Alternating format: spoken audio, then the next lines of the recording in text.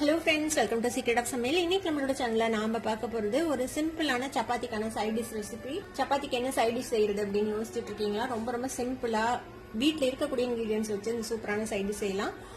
நான் இன்னைக்கு வந்துட்டு வெங்காயம், தக்காளி, கேபேஜ் யூஸ் பண்ணி செஞ்சிருக்கேன். உங்ககிட்ட கேபேஜ் இல்லை, குடமிளகாய் இல்லை, எதுவுமே இல்லைன்னா கூட வெறும் வெங்காயம் தக்காளி சேர்த்து கூட நீங்க இதே சைட் டிஷ் செய்யலாம். அதுவும் சூப்பராக தான் இருக்கும்.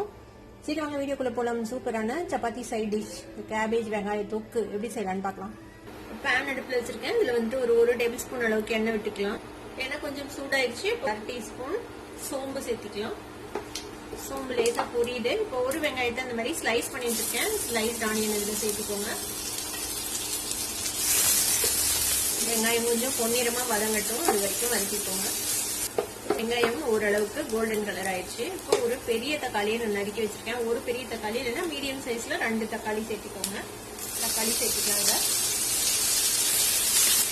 தக்காளி நல்லா மசிஞ்சு வர்றதுக்காக கொஞ்சமா உப்பு சேர்த்துக்கலாம். நல்லா வதக்கி விட்டுக்கோங்க. தக்காளி நல்லா மேஷ் ஆகி வதங்கிடுச்சு பாருங்க. இப்போ இதுல நம்ம வந்து முட்டைக்கோஸ் சேர்த்திக்கலாம். முட்டைக்கோஸ் இந்த மாதிரி பொரியலுக்கு நறுக்கிற மாதிரி நறுக்கி வச்சிருக்கேன். முட்டைக்கோஸ் சேர்த்துக்கலாம். இந்த முட்டைக்கோசையும் வெங்காயம் தக்காளியோட சேர்த்து வதக்கி விட்டுருலாம். இந்த முட்டைக்கோசையும் நல்லா சேர்த்து வதக்கி விட்டுருக்கோம். சரி, தேவையான மசாலா பொடியெல்லாம் சேர்த்திக்கலாம். கொஞ்சமா மஞ்சள் தூள் சேர்த்துக்கோங்க. ஒரு 1/2 டீஸ்பூன் மல்லித்தூள், மிளகாய் தூள் ஒரு 1/2 டீஸ்பூன் அளவுக்கு சேர்த்துக்கலாம். ஒரு 1/4 டீஸ்பூன் சீரகத்தூள், 1/4 டீஸ்பூன் கரம் மசாலா பொடி எல்லாத்தையும் சேர்த்து லைட்டா வதக்கி விடுங்க. இதுல ஒரு 1/4 கப் தண்ணி சேர்த்துக்கலாம்.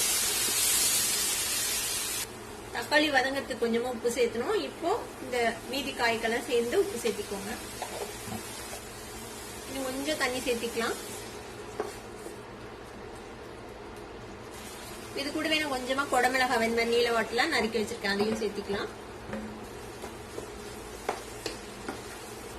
எல்லாம் சேர்ந்து வேகட்டும். இதை மூடி போட்டு ஒரு 5 நிமிஷம் லோ ஃபிளேம்ல அப்படியே வேக விடலாம். ஒரு 5 நிமிஷம் வதங்கி இருக்கு. நம்ம ஓபன் பண்ணி பார்க்கலாம்.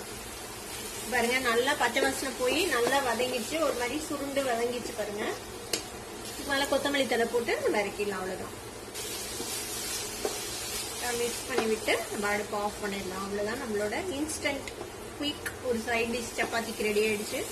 கண்டிப்பா இந்த ஈஸியான சைட் டிஷ் உங்க எல்லாத்துக்குமே பிடிக்கும். ட்ரை பண்ணி பாருங்க. ட்ரை பண்ணி பார்த்துட்டு எப்படி இருந்தது அப்படின்னு கமெண்ட்ஸ்ல ஃபீட்பேக் கொடுங்க. இந்த வீடியோ உங்களுக்கு பிடிச்சிருந்ததுன்னா சப்ஸ்கிரைப் பண்ணுங்க. பக்கத்துல இருக்க பெல் ஐகானை கிளிக் பண்ணுங்க. அப்பதான் ஃபியூச்சர் நோட்டிபிகேஷன்ஸ் உங்களுக்கு உடனே வந்து சேரும். லைக் பண்ணுங்க, ஷேர் பண்ணுங்க. தேங்க்யூ ஃபார் வாட்சிங் திஸ் வீடியோ. Bye bye.